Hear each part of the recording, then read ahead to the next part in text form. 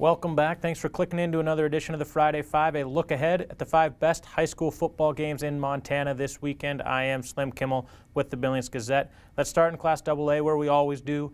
We have Billings Senior hosting Great Falls CMR. The Broncs, 4-3 on the season, have won 3 games at Dallas. The only home loss for the Broncs coming against top-ranked Bozeman. CMR, after starting the season 0-4, has rattled off 3 consecutive wins to kind of battle back into playoff contention there. So this game could go a long way in deciding who makes the playoffs and who doesn't. It's a matchup of dual-threat quarterbacks. Joe Zimmer for Senior, Jace McLean for CMR playing well down the stretch. Both guys can run the ball, pass the ball. So it could come down to which quarterback plays better Friday night for which team comes out on top in this one. And let's not overlook the other great games in AA. We've got Helena Capital playing Kalispell Glacier, 2 6-1 teams there. And then we've got 5-2 Butte hosting 4-3 Skyview. So there's a lot of possible playoff implications out there in Class AA this weekend across the state. Now let's move into Class A, where my game of the week across all classes, Billings Central hosting Laurel in the de facto Eastern A Conference Championship. The winner of this game clinches the conference's top seed for the playoffs. Billings Central obviously coming off of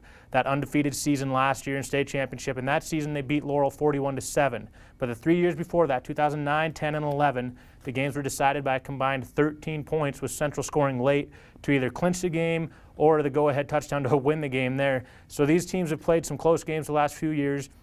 We kind of know what to expect. Both teams are going to run the ball. For Laurel, it's Michael Buster, Mitch Kaufman, with Matthew Martinez-Tillman being out now with an injury. So look for Kaufman and Buster to kind of be the workhorses for Laurel. On the other side, for Billings Central, we've got obviously Holden Ryan, but Kyle Gunderson, Dayton Cogdill, Bryce Hawbaker, Sean Ward. There's a lot of other weapons out there, but Holden Ryan is definitely the guy to watch for the Rams Saturday night at Dallas Stadium. Moving on into Class B, let's go back to District 3B again. We've got Forsyth traveling to Huntley Project.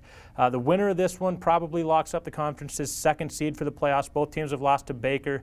Huntley Project lost by 2. Forsyth lost last weekend by 1. The Dogies lost some guys in that game. Casey Cole, Chris Nile, Dalton Hagedorn all got banged up, but sounds like everybody's going to be back this weekend in a crucial 3B matchup. Look for Huntley Project. Look for the defenses to kind of show up here. Both teams only giving up about 8 points a game. Huntley Project, their offense, Tanner Oblender, Coney Dole, Chase Mitchell, kind of the weapons there. But kind of keep an eye out for Dallas Mack, the sophomore quarterback, could come in and make a difference there. So that's a big game in 3B. And then let's not forget Plentywood and Glasgow up there on the High Line, and the winner of that one gets the conference's top seed, District 2B's top seed for the playoffs there. So a couple big games in Class B as well. Moving into 8-man, let's go way out west. We've got Drummond versus Charlo. This is Charlo's first really big test since the opening week when they beat Superior.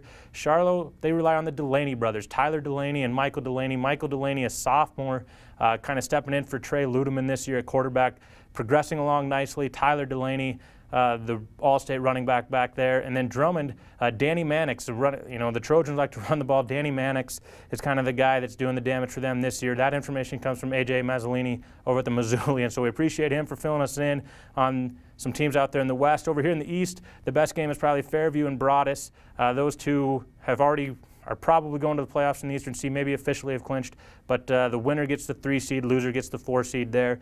And then in 6-man, we've got the South's Conference Championship, more or less. We've got Hobson, Moore, Judith Gap, Tri-Cities as they're officially called, traveling to Grass Range to play Winnett Grass Range, the Grass Range Winnett Rangers, whatever they're going by there, in a big game in the South. Both teams play outstanding defense, giving up right around 12 points a game. But the difference here is offense. Hobson, Moore, Judith Gap, Tri-Cities scoring right around 70 points a game, where Winnett Grass Range is scoring right around 50. In fact, Winnett's season high, 58 points, matches Hobson, Moore, Judith Gap's low, 58 points on the season. Hobson, Moore, Judith Gap winning the turnover battle this season. They have a plus 21 turnover margin. Gavin Melikar, I believe, Hayden Wickman, kind of the guys doing work for Tri-Cities there.